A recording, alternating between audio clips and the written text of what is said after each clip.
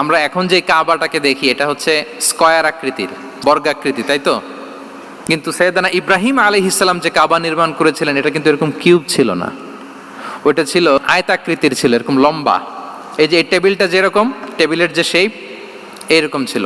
এর কারণটা কি? কাবা একবার ওখানে অগ্নিকাণ্ড ঘটার কারণে ধ্বংস হয়েছিল, ফলে কাবাকে আবার রিনোভেশন করা লেগেছিল, পুনর্নির্মাণ।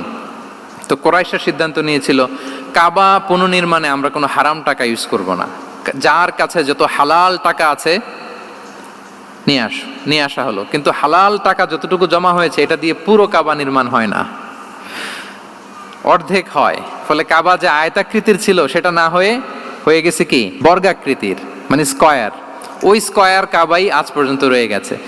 কিন্তু ওই যে আয়তক্ষেত্রের যে শেপের মধ্যে যতটুকু জায়গা বাকি ছিল ওইখানে দেখবেন একটা ক্রিসেন্টের মতো আছে, হাতিমে কাবা বলে।